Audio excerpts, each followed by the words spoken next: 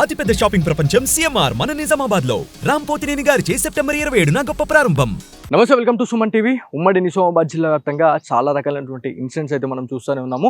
So సినిమాల ప్రభావం వల్లే కొన్ని ఇన్సిడెంట్స్ అయితే జరుగుతున్నాయని చెప్పేసి కరాఖండిగా కొంతమంది నిపుణులు అయితే చెప్తా ఉన్నారు.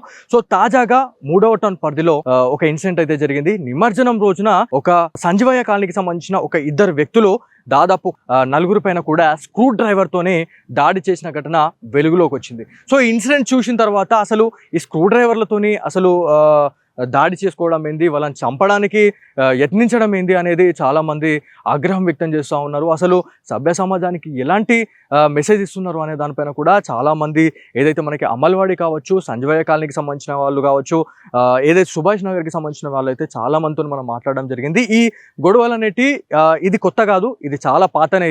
ఇదంతా ఒక ట్రెండ్ లాగా మారింది. గ్యాంగ్ వార్లు కావచ్చు, చాలా రకాలైనటువంటి ఇన్సిడెంట్లు గతంలో కూడా చాలా వరకు మనం చూసినాము అని చెప్పేసి చాలా మంది ప్రజలైతే చెప్పారు. సో ఫైనలీ ఏదైతే ఆ ఇన్సిడెంట్ జరిగిన తర్వాత పాత కక్షల నేపథ్యంలోనే ఆ ఇద్దరు క్యాండిడేట్లు ఎవరైతే ఉన్నారో సంజీవయ్య కాలనీకి సంబంధించిన ఇద్దరు వ్యక్తులైతే ఈ దాడిలో పాల్గొన్నారు అనేది మనకు క్లియర్గా తెలుస్తుంది. సో ఇదంతా జరిగిన తర్వాత చాలా మంది ఉలిక్కిపడ్డారు.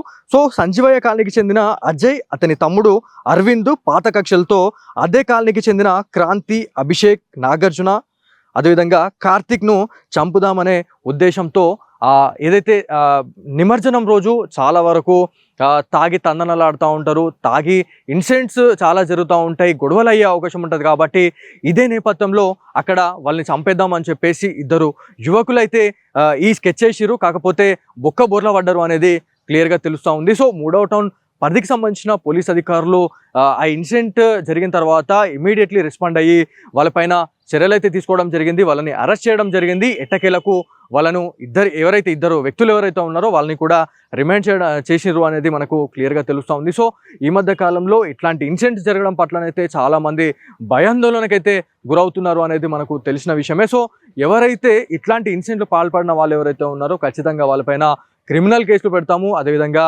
రౌడీ షీట్లు ఓపెన్ చేస్తామని చెప్పేసి ఇప్పటికే నిజామాబాద్ జిల్లా సిపి అయినటువంటి కల్మేశ్వర్ గారు అయితే ఇప్పటివరకు హెచ్చరిస్తూనే ఉన్నారు. కాకపోతే ఇన్సిడెంట్స్ అనేవి సర్వసాధారణంగా జరుగుతూ ఉన్నాయి. చాలా దగ్గర కూడా ఈ దొంగతనాలు అనేవి చాలా ఘోరంగా జరుగుతున్నాయి అనేది మనకి తెలిసిన విషయమే. సో ఎవరైనా ఇట్లాంటి చర్యలకు పాల్పడితే మాత్రం డెఫినెట్లీ కటకటాల్లోకి తోస్తామని చెప్పేసి నిజామాబాద్ జిల్లా పోలీస్ అధికారులు అయితే హెచ్చరిస్తూ ఉన్నారు. సో ఇది ఇవాళ Suman TV special focus. Camera person కార్తిక్తో బాలు, సుమన్ టీవీ, నిజామాబాద్ నుంచి.